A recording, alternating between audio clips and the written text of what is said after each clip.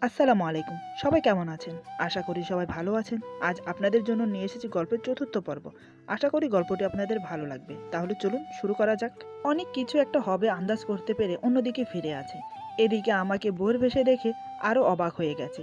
শিবু ভয়ে ভয়ে কিছু বলতে যাবে, তার আগেই এমন একটা কাণ্ড ঘটলো যার জন্য আমরা কেউই প্রস্তুত ছিলাম না। হঠাৎ অনেক মায়ের পায়ে লুটিয়ে পড়ে বলে, মা মা, আমি কিছু করিনি, আমি কিছু জানি না। অনেকের কাণ্ড দেখে আমরা সবাই যতটা না অবাক হয়েছি, তার চেয়ে বেশি ভয়ে কাঁপছি। শিপু মনে মনে খুব ক্ষিপ্ত হলো অনেকের ওপর। মনে মনে বলছে, দাঁড়া, তোকে একা পেয়ে নি, তারপর দেখাচ্ছি মজা। এদিকে অনিকের মা ওর কাণ্ড দেখে বিস্ময়ে অবাক হয়ে ওর দিকে তাকিয়ে আছে। কি হয়েছে কি না হয়েছে কিছুই বুঝতে পারছে না। অনিকের মা নিজেকে স্বাভাবিক করে বলে, পা ছাড় বলছি।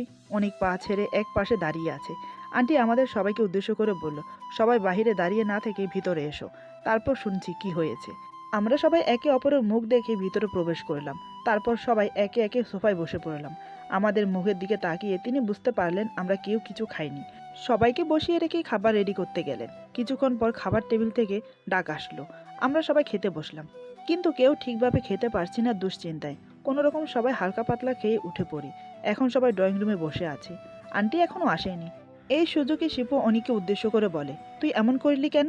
অনি বলে, সরি রে, আসলে আমি ভয় পেয়ে গিয়েছিলাম, তাই এমন করে ফেলেছি। তুই রাগ করেছিস বুঝি?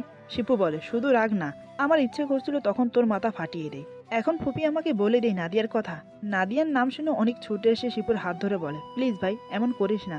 শিপু বলে, আমি তোর মতো গাধা না। এমন সময় আন্টি এসে হাজির। তিনি সোফায় বসে আমাদেরকে উদ্দেশ্য করে বলল, এবার বল শুনি, এত রাতে তোরা চারজন কোত্থেকে আসছিস? আমরা সবাই চুপ। আন্টি আবার বলল, কি হলো, আমি কিছু জিজ্ঞেস করেছি? এত রাতে তোরা কোত্থেকে আসছিস? শিপু বলে, আমার এক বন্ধুর বাংলোতে ছিলাম। আন্টি বলে, সে তো বুঝলাম। তারপর আমাকে উদ্দেশ্য করে বলে, কেয়া, তুমি বিয়ের পোশাকে কেন? আমি শিপুর দিকে তাকিয়ে আছি। শিপু আমাকে দেখে নিয়ে আন্টিকে উদ্দেশ্য করে বলল, আসলে কেয়ার বিয়ে হয়েছে তাই। আন্টি কিঞ্চিত বুড়ো কুচকে আমার দিকে তাকালেন। তারপর শিপুকে বলে, আমার সাথে মজা করছিস? শিপু ছুটে গিয়ে আন্টির পাশে বসে। এরপর হাত ধরে বলে, ফুপিয়াম্মা, আমি কোনো মজা করছি না, সত্যি কেয়ার বিয়ে হয়েছে।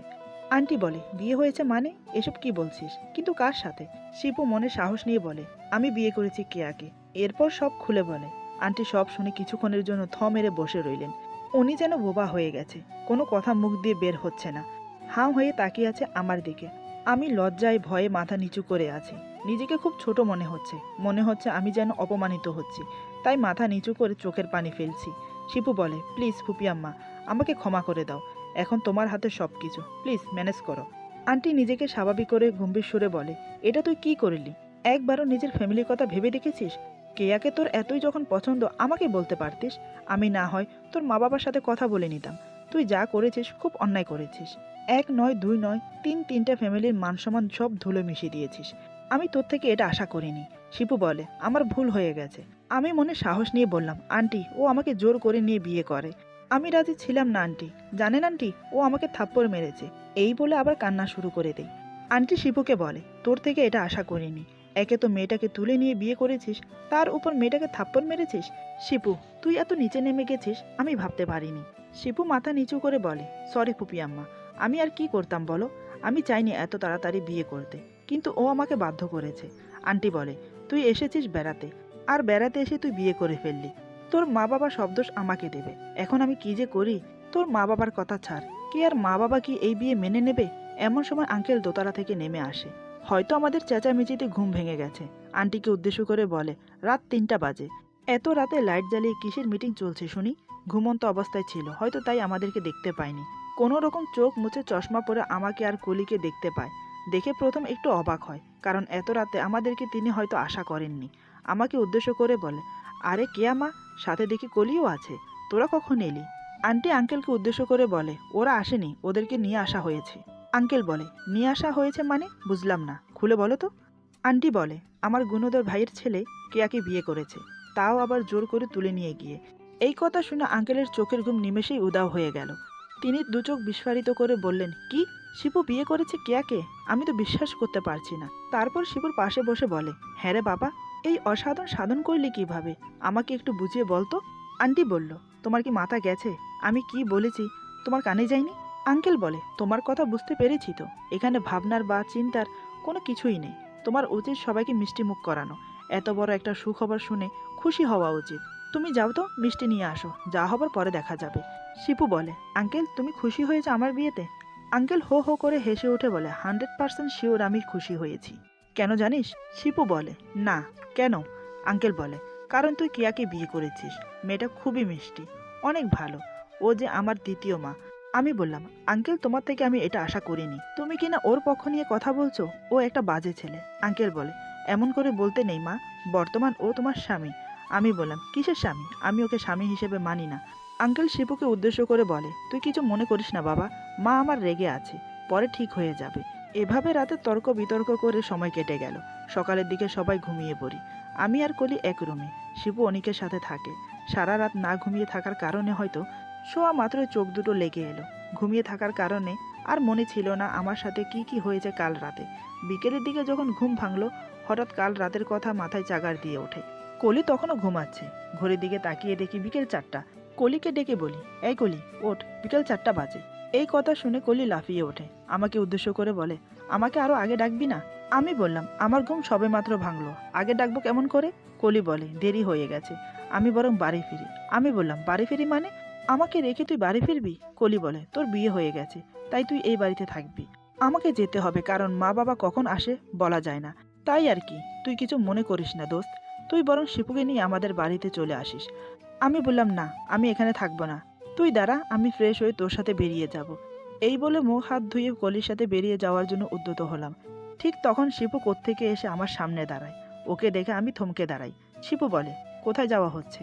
আমি বললাম, কোথায় আবার? কলিদের বাড়িতে। শিপু বলে, কোথাও যাওয়া হবে না, তুমি রুমে যাও, কলিকে না হয় অনেক ছেড়ে দিয়ে আসবে। আমি বললাম, আমি এখানে থাকবো না, বাসায় যেতে চাই।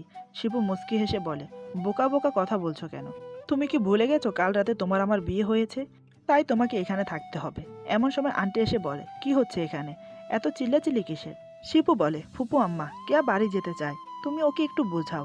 আন্টি বলে, তুই যা, আমি দেখছি। শিপু আমাকে দেখে রুমে চলে গেল। আন্টি আমাকে বলে, সোফায় গিয়ে বস, আমি কফি বানিয়ে দিচ্ছি। কলি বলে, আন্টি আমার দেরি হয়ে যাবে, মা বাবা যে কোনো সময় বাসায় চলে আসতে পারে, এসে আমাকে না দেখলে অনেক কৈফিয়ত দিতে হবে, তাই বলছি আমি চলে যাই। আন্টি বলে, যাবি তো, তবে কফি খেয়ে, অনেক না হয় তোকে দিয়ে আসবে। এই বলে রান্নাঘরে চলে গেল। কিছুক্ষণ পর 3 কাপ কফি নিয়ে এসে সোফায় বসে। আমরা সবাই এক একটা উঠিয়ে নিলাম। কফি খেতে খেতে আন্টি বলে, দেখ কিয়া, যা হয়ে গেছে তা নিয়ে ঝামেলা করে আর লাভ কি? তুই আর শিপু এখন স্বামী স্ত্রী। আমি সকালে শিপুর মা বাবাকে খবর দিয়েছি, আগামী সপ্তাহে ওনারা আসছে, তাই আমি চাই তুই এখানে থাক। আমি বললাম, কিন্তু আন্টি। আমার কথা শেষ হতে দিল না। তার আগে আন্টি বলে, কোনো কিন্তু নয়, রুমে যা, আমি তোর মায়ের সাথে কথা বলে নিচ্ছি। কলি বিদায় নিয়ে চলে গেল। আমি উঠে রুমে যাচ্ছি। আন্টি পিছন থেকে ডেকে বলে, কোথায় যাচ্ছিস? আমি বললাম, রুমে যাচ্ছি। আন্টি বলে, দোতলায় উঠে সোজা চলে যা, লাস্টের রুম তোর জন্য বরাদ্দ করা হয়েছে। আমি কিছু না বলে আন্টির কথা মতো উপরে চলে গেলাম। যেতে যেতে ভাবছি, এ কোন মহা বিপদে পড়লাম রে ভাই। এখানে দেখছি আমার কথা শোনার মতো কেউ নেই, সবাইকে আমার উপর হুকুম চালাচ্ছে। এসব ভাবতে ভাবতে রুমে চলে এলাম। রুমে প্রবেশ করে দরজা লাগিয়ে দিলাম। দরজা লাগানোর পর চোখ আটকে গেল খাটে, দেখে শিপু হেলান দিয়ে বসে আছে। আমাকে দেখে শিপু বলে, এই তোমার আসার সময় হলো? আমি সেই কখন থেকে তোমার জন্য ওয়েট করছি। আমি ওর দিকে তাকিয়ে মনে মনে ভাবছি, ইস, ঘরে ঢোকার আগে কেন যে চোখ বুলিয়ে নিলাম না, বড্ড ভুল হয়ে গেছে। আমি আবার দরজা খুলে বেরিয়ে যাওয়ার জন্য উদ্যত হলাম। ঠিক তখনই শিপু ছুটে এসে আমাকে জাপটে ধরে পিছন থেকে। আমি বললাম, ছাড়ো বলছি, ছাড়ো আমাকে। শিপু বলে, নিজেকে ছাড়াতে পারবে?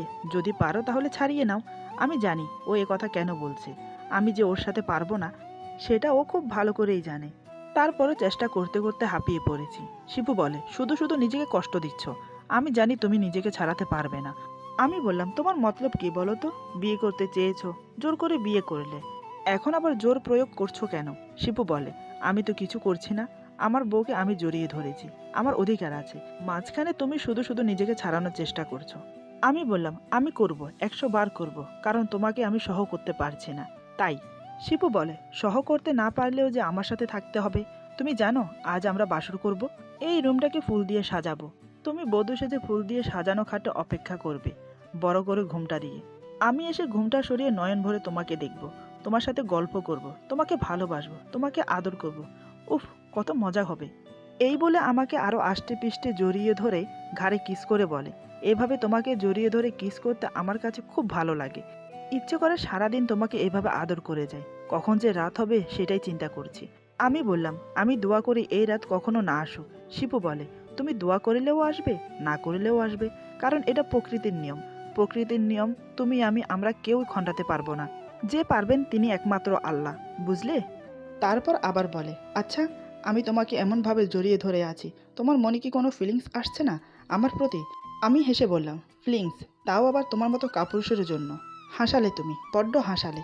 শোনো, এসব ফিলিংস তোমার জন্য আসবে না, কারণ আমি তোমাকে ঘৃণা করি, মন প্রাণ থেকে ঘৃণা করি। শিপু বলে, কিন্তু আমি তোমাকে ভালোবাসি। তুমি আমাকে যতই ঘৃণা করো, যতই অবহেলা করো, তারপরও আমি তোমাকে ভালোবেসে যাব। আমি বললাম, ঠিক আছে, বাসতে পারো। তোমার ভালোবাসা তুমি ভালোবাসবে নাকি জমিয়ে রাখবে সেটা তোমার ব্যাপার, তাতে আমার কিছু যায় আসে না। আর আমাকে বলতেও এসো না, আমার থেকে আশাও করো না। শিপু বলে, আমি কি এমন অপরাধ করে ফেললাম যার জন্য তুমি আমাকে ভালোবাসতে পারছো না? বিয়ে করে অনেক ছেলে বউ ছেড়ে প্রবাসে চলে যায়, 2 বছর 4 বছর, কেউ তো 5-6 বছর 10 বছরও আসে না, শুধু টাকার পিছনে ছোটে। এদিকে স্ত্রী তার স্বামীর জন্য ওয়েট করে। আমি তো মাত্র তোমাকে ছেড়ে 1 বছর ছিলাম, তাতেই এত পরিবর্তন? কোথায় আমি ভেবেছি আমাকে দেখা মাত্রই তুমি বুকে ঝাঁপিয়ে পড়ে ভালোবাসা প্রকাশ করবে, সব ভুলে গিয়ে আমাকে কাছে পাওয়ার আনন্দে খুশি হবে। এখন দেখছি তার উল্টো, ভালোবাসার জায়গায় ঘৃণা জমিয়ে রেখেছো আমার জন্য। আমি বললাম, তাদের সাথে তোমার তুলনা করো না, তারা তোমার মতো কাপুরুষ না। প্রবাসীরা বউ ছেড়ে গেলেও প্রতিদিন তাদের খোঁজ খবর নেয়, প্রতিনিয়ত তাদের ভালোবাসা ইজাহার করে, বউকে খুশি রাখতে প্রতিটা আবদার খুশি মনে পূরণ করে, বউকে সুখে রাখতে মেহনত করে পয়সা উপার্জন করে। তাদেরকে বীর বলা চলে নাকি তোমার মতো কাপুরুষ? একটা মেয়ের সাথে 1 মাস প্রেম করে তার বিশ্বাস ভরসা এমনকি তার স্বপ্ন আকাঙ্ক্ষা সব গলা টিপে হত্যা করে চোরের মতো মাঝরাতে বিদেশে পালিয়ে যাওয়া, এটা কোন ধরনের পুরুষত্বা? যাওয়ার আগে একবারও কি ভেবেছো আমার কি হবে? আমি তোমাকে ছাড়া থাকবো কি করে? আদতে আমি পারবো কিনা তোমাকে ছাড়া থাকতে ভেবে দেখেছিলে? চোরের মতো পালিয়ে গিয়ে দুবাই এয়ারপোর্ট থেকে আমাকে মেসেজ করো, সব কিছু থেকে আমাকে ব্লক করে দিয়েছো। একবার ভেবে দেখেছো তোমার সাথে কথা না বলে আমি থাকতে পারবো কি না? এই 1 মাসের মধ্যে আমার নেশা ধরে গিয়েছিল তোমার প্রতি। মানুষ যেমন সিগারেটের নেশা চড়লে আর ছাড়তে পারে না, আমারও ঠিক তোমার নেশা চড়ে গিয়েছিল। আমি অনেক কষ্টে নিজেকে সামলেছি বলতে এখনো পুরোপুরি পারিনি। তার আগেই তুমি চলে আসো, এসে আবার শুরু করলে ড্রামা। আবার এসেছো আমার মনটাকে টুকরো টুকরো করে দিতে, তাই দ্বিতীয়বার তোমাকে বিশ্বাস করা বোকামি। শিপু বলে, আমি অনেক বড় অপরাধ করে ফেলেছি, ক্ষমা চাইছি। আমি জানতাম না তুমি এতটা ভেঙে পড়বে। আমি ভেবেছি 1 মাসের ভালোবাসা খুব সহজে ভুলে যাবে। আমি বললাম, আমার কথা ছাড়ো, তুমিও তো পারোনি আমাকে ভুলে থাকতে। তুমি কতটা সত্যি বলছো আমি জানি না, যদি সত্যি হয়ে থাকে তাহলে বলবো তোমার ভুলে যাওয়া উচিত ছিল, কারণ তুমি পুরুষ। যে কোনো কষ্টের স্মৃতি তারা মনে রাখে না। আমরা মেয়ে মানুষ, কষ্টটা ভোলার চেয়ে পুষে রাখাটাই বেটার মনে করি, তাই আঘাত পেয়ে এত সহজে ভুলতে পারি না। মনে হয় না পারবো। শিপু বলে, এখন তো আমাদের বিয়ে হয়ে গেছে, এখনো কি রাগ অভিমান ঘৃণা পুষে রাখবে? এবার কি সব কিছু ভুলে নতুন করে শুরু করা যায় না? আমি বললাম, না, যায় না। তোমার দেওয়া ছলনার আঘাত আমাকে খুব কষ্ট দিয়েছে, আমি পারবো না। তুমি একটা কাজ করো, আমাকে ডিভোর্স দিয়ে নতুন করে শুরু করো। আমার মুখ থেকে হয়তো শিপু ডিভোর্সের কথা আশা করেনি, সবে মাত্র কাল বিয়ে হয়েছে, আজ কি না ডিভোর্সের কথা বলছি। হয়তো এটা সে মেনে নিতে পারেনি, আমাকে নিজের বাঁধন থেকে মুক্তি করে চোখ লাল করে তাকিয়ে থাকে। বুঝতে পারলাম আমার কথায় ও খুব রেগে গেছে। আমি ওর রাগে তোয়াক্কা না করে বললাম, ডিভোর্সের কথা শুনে রাগ হচ্ছে বুঝি? এটা হবে, কারণ তোমার আমার মিল এ জন্মে হবে না, দুজনের মত এক না, তাই একসাথে বসবাস করার প্রশ্নই আসে না। তাই ডিভোর্সটাই বেটার, তুমি চিন্তা করো না। দ্বিতীয়বার বিয়ে করার জন্য আমি না হয় মেয়ে খুঁজে দেব। আর কাবিনের টাকা মাফ করে দিলাম, খুশি তো? এবার হয়তো সীমা লঙ্ঘন করে ফেলেছি। শিপুর আগে গজগজ করতে বলে, ডিভোর্স নেওয়ার অনেক শখ তোমার, তাই না? দাঁড়াও, দিচ্ছি তোমাকে। এই বলতে বলতে কোমর থেকে প্যান্টের বেল্ট খুলে আবার বলে, এই নাও ডিভোর্স। কথা শেষ হতে দেরি, বেল্টের বাড়ি আমার গায়ে পড়তে দেরি হয়নি। প্রথম বাড়িতে আমি মেঝেতে লুটিয়ে পড়ি। আমার কান্নার শব্দ হয়তো আন্টি শুনতে পায়, তিনি ছুটে দেখতে আসে, এসে দেখে দরজা বন্ধ, আর ভেতর থেকে কান্নাজড়িত গলায় চিৎকার শোনা যাচ্ছে। আন্টি কয়েকবার দরজা ধাকিয়ে ডাকলেন শিপুর নাম ধরে। এদিকে শিপু আমাকে মারছে আর বলছে, আর লাগবে ডিভোর্স? আমি আর মার সহ করতে পারছি না। ইচ্ছা না থাকা সত্ত্বেও এক প্রকার বাধ্য হলাম বলতে, আমি আর ডিভোর্সের কথা কখনো বলবো না, আমার খুব লাগছে, প্লিজ আর মেরো না। এই কথা শুনে শিপু বেল্ট ফেলে দিয়ে দরজা খুলে দিল। দরজা খুলতে আন্টি প্রশ্ন করলো, কি হচ্ছে? কে এত জোরে কাঁদছে কেন? শিপু রাগিত দৃষ্টিতে আন্টির দিকে তাকিয়ে পাশ কাটিয়ে চলে গেল। আন্টি বুঝতে পারলো শিপু খুব রেগে আছে, কিন্তু কেন, কি হয়েছে? এইসব ভাবতে ভাবতে রুমে প্রবেশ করে, দেখে আমি মেঝেতে লুটিয়ে পড়ে কান্না করছি। আমার হাতে আর পিঠে মারের আঘাত স্পষ্টভাবে ফুটে উঠেছে। আমার পাশে প্যান্টের বেল্ট পরে আছে। আন্টির বুঝতে বাকি রইল না এতক্ষণ ধরে কি হয়েছে। তিনি ছুটে এসে আমাকে ধরলেন। শাড়ি পরা অবস্থায় ছিলাম, ব্লাউজের গলা খুব বড় ছিল পেছন থেকে, যার কারণে পিঠ পুরা খোলা। বেল্টের বাড়িগুলো পিঠে স্পষ্টভাবে ফুটে উঠেছে, সবগুলো বাড়ি লাল লাল হয়ে ফুটে গেছে। আমাকে উঠিয়ে খাটে বসিয়ে বলে, এই ছেলেটা কি পাগল হয়ে গেল? কেউ এভাবে কাউকে মারে? কাল বিয়ে করেছে, আজ বউ মারছে, এটা কোনো কথা? দেখো মেয়েটাকে মেরে কি করেছে। তুই বস, আমি মলম লাগিয়ে দিচ্ছি মা। কান্না জড়িত গলায় বললাম, আমার কিছু লাগবে না, প্লিজ আন্টি, আমাকে একটু একা থাকতে দিন, আপনি এখন আসেন। আন্টি বলে, কিন্তু এই অবস্থায়? আমি বললাম, কিছু হবে না, আপনি যান। আন্টি বলে, ঠিক আছে, আমি বরং ডাক্তারকে খবর দেই। আমি বললাম, কাউকে খবর দিতে হবে না, আমি ঠিক আছি। আমার বেড়াতে আন্টি বাধ্য হলো চলে যেতে। আমার রুম থেকে বেরিয়ে ড্রয়িং রুমে এসে দেখে শিপু বসে আছে, দুই হাত দিয়ে চোখ মুখ কভার করে সোফায় হেলান দিয়ে আছে। আন্টি ওর পাশে গিয়ে বসে ওর কাঁধে হাত রেখে বলে, কি করছিস তুই? তুই তো এমন না। শিপু মুখ থেকে হাত সরিয়ে করুণ দৃষ্টিতে ফেলফেল করে তাকিয়ে আছে আন্টির দিকে। আন্টি তো শিপুকে দেখে অবাক, এ কি, শিপু কান্না করছে। শিপু নিজেকে ধরে রাখতে পারছে না, আন্টিকে শক্ত করে জড়িয়ে ধরে ফুপি আম্মা বলে চিৎকার দিয়ে কেঁদে ওঠে। আন্টি ওর পিঠে হাত বুলিয়ে বলে, এখন কান্না করছিস কেন? ওকে মারার আগে মনে ছিল না? রাগের মাথায় ওকে মেরে এখন নিজে কষ্ট পাচ্ছিস। মেয়েটা একটু অবুঝ, মুখ ফসকে হয়তো কিছু বলে ফেলেছে, তোর বোঝানো উচিত ছিল, এইভাবে মারা একদম ঠিক হয়নি। শিপু কান্না করতে করতে বলে, আমি চাইনি ওকে মারতে, আমি যে ওকে বড্ড ভালোবাসি, কিন্তু আমার ভালোবাসা ওর চোখেই পড়ছে না। ও বলে কি না আমাকে ডিভোর্স দিয়ে দেবে। তুমি বলো আমি কি করে সহ করব? সারা জীবন ওর গোলামি করতে রাজি, কিন্তু ওকে ছাড়া একটি মুহূর্তে থাকতে পারবো না। আন্টি বলে, কেয়া কেন তোকে এত অপছন্দ করে? তার নিশ্চয় কোনো বিশেষ কারণ আছে। শিপু কিছুক্ষণ পর নিজেকে স্বাভাবিক করে বলে, হ্যাঁ আছে, তোমাকে সম্পূর্ণ কথা খুলে বলছি, মনোযোগ দিয়ে শোনো। তারপর শিপু প্রথম থেকে শেষ পর্যন্ত সব খুলে বলে, শুধু নাদিয়ার ব্যাপারটা এড়িয়ে যায়, এমনকি অনেকের কারণে এসব হয়েছে সেটাও গোপন করে। সব শুনে আন্টি বলে, সব শুনে এটা বুঝলাম দোষটা তোর, মেয়েটাকে এভাবে কাঁদানো তোর উচিত হয়নি। এর জন্য ও রেগে আছে, এটাই স্বাভাবিক। তোকে ঘৃণা করছে, এটাও স্বাভাবিক। এর জন্য আমি ওকে দোষ দিতে পারছি না। ও যাই বলুক, তোর থেকে চুপ করে শোনা উচিত ছিল। এভাবে ওর গায়ে হাত তোলা একদম ঠিক হয়নি, তাও আবার বেল্ট দিয়ে। সহজে এই ঘা শুকোবে না। শিপু বলে, আমাকে ক্ষমা করে দাও, আমার মাথা ঠিক ছিল না, কি থেকে কি করে ফেলাম বুঝতেই পারিনি। আমি এখন কোন মুখে ওর সামনে গিয়ে দাঁড়াবো? সব কিছু সমাধানের জায়গায় শুধু বিগড়ে দিচ্ছি। আন্টি ওর মাথায় হাত রেখে বলে, সর্বপ্রথম তোর মাথা ঠান্ডা রাখতে হবে। এভাবে কথায় কথায় রেগে গেলে কিছু সমাধান করতে পারবি না। ওকে হ্যান্ডেল করতে হলে সবসময় ওর পাশে থাকতে হবে। ও যা বলে তাতে হ্যাঁ পুরাতে হবে। আজ যা করেছিস ভুলেও আর কোনোদিন এমনটা করবি না। ভালোবাসার মানুষকে না সবসময় ভালোবাসা যায়, তাকে আঘাত দিয়ে কখনো সুখী হওয়া যায় না। তুই এখন যা, গিয়ে ক্ষমা চেয়ে নে। একটু বস, আমি ক্রিম নিয়ে আসছি, ক্রিমটা ওর ক্ষতস্থানে লাগিয়ে দিস। এরপর আন্টি থেকে ক্রিম আর মেডিসিন নিয়ে রুমে চলে আসে। দরজা খোলাই ছিল, আমি খাটে শুয়ে কান্না করছি। শিপু রুমে প্রবেশ করে দরজা লাগিয়ে দিল। আমি না দেখেই বুঝতে পারলাম শিপু এসেছে। শিপু দরজা বন্ধ করে আমার পাশে বসে। আমি নিজেকে একটু সরিয়ে নিলাম। শিপু চেষ্টা করলো আমার আঁচল সরিয়ে পিঠে ক্রিম লাগানোর জন্য, কিন্তু সাহস পাচ্ছে না। কিছুক্ষণ চুপ করে বসে অপরাধীর মতন মুখ করে বলে, আমার ভুল হয়ে গেছে, আমাকে ক্ষমা করে দাও। আমার চোখ দিয়ে জল গড়িয়ে পড়ছে, কিন্তু মুখ ফুটে কিছু বললাম না। শিপু বলে, একটু উঠে বসলে ক্রিমটা লাগিয়ে দিতাম। আমি তারপরও কোনো কথা বলছি না। শিপু বলে, অসুবিধা হলে শুয়ে থাকো, আমি এভাবেই লাগিয়ে দিচ্ছি। এই বলে শিপু আমার শাড়ির আঁচল সরাতে যাবে। আমি তৎক্ষণাৎ বললাম, খবরদার, আমাকে ছোঁয়ার চেষ্টা করবে না।